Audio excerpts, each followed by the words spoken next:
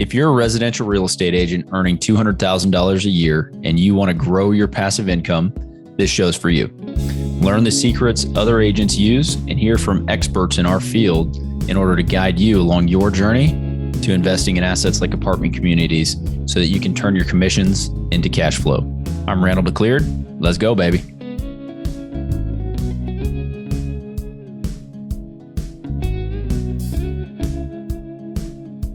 All right. Welcome back to another episode of Agents Building Cash Flow. Glad to have you here. We are excited to wrap up our series about questions you should ask any syndicator prior to making an investment in their deals. So if you haven't seen or listened to the prior 3 episodes, there's a ton of questions that you can ask. And we're just going to wrap it up here. Should be a short episode so that you have all that information at your fingertips and you can go out and make smart investments with sponsors. Okay, let's kick it off. Last time we were talking about some of the failures and some of the questions you can ask sponsors about how to drive home, how they're going to handle any issues that may come up. And just kind of leading back into that, a good question you can start with is, tell me about a time when a deal went sideways and what did you do?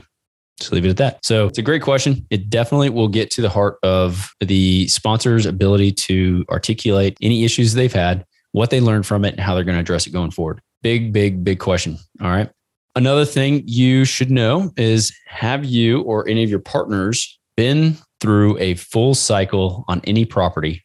And what was the ROI on that deal? So ROI stands for return on investment, not necessarily the best metric to use. There's a number of ways you can calculate the return a deal has provided. You can use IRR, which is the internal rate of return. You can use AAR, which is average annual return. So I don't necessarily love that question, but the lead into it is, have you ever been full cycle on a deal, on a property? And what was the return profile? Maybe is how you want to phrase it.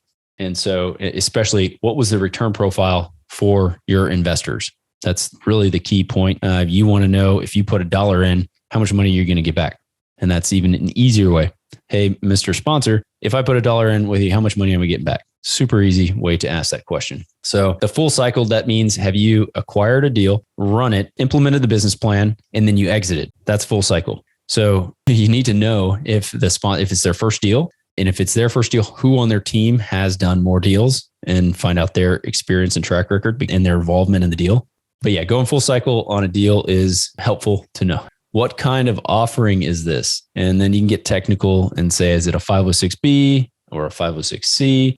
You're typically going to know this going in. If you know the operator and you know, or the lead sponsor, and you may be in a 506B, which just means that it's not a publicly marketed offering. It's not going to be listed anywhere. You can't find the return profile online.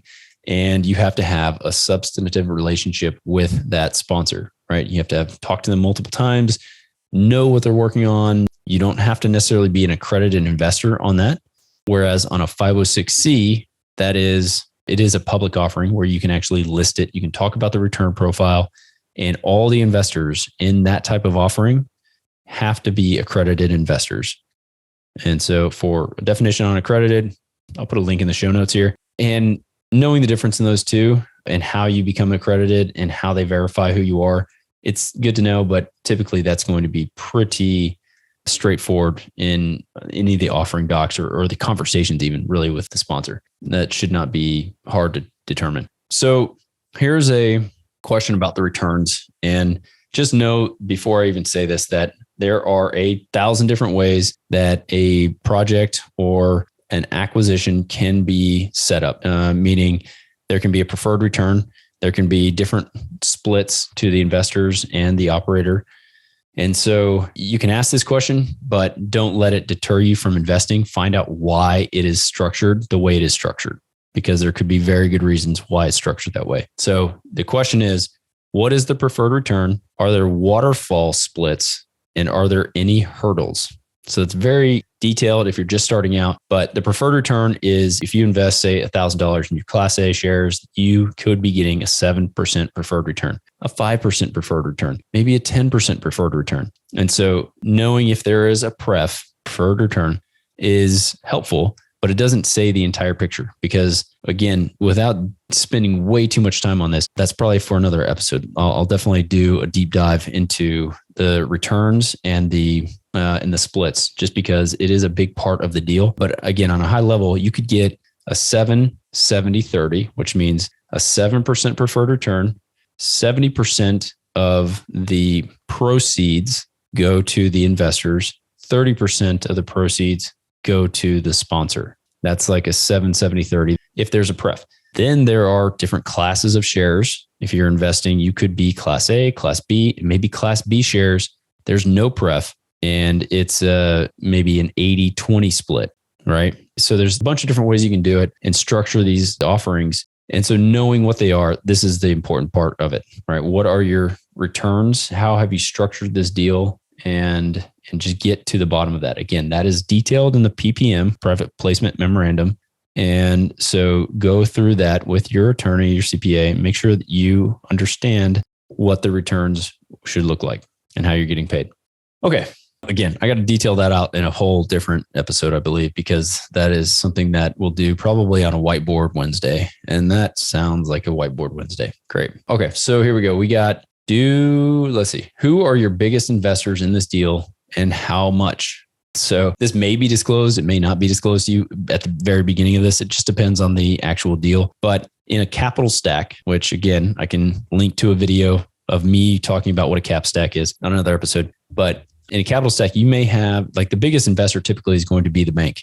The bank is bringing the most amount of money to the deal. And then on top of that, you're going to have a number of different tranches of money. It could be the GP's money, general partners, then the limited partners, how much money they're putting in. And there could be breakouts from limited partners. It could be, there's CrowdStreet, right? CrowdStreet could be putting in money into a deal in addition to investors that we have in a deal, right? So they're just different parts of people.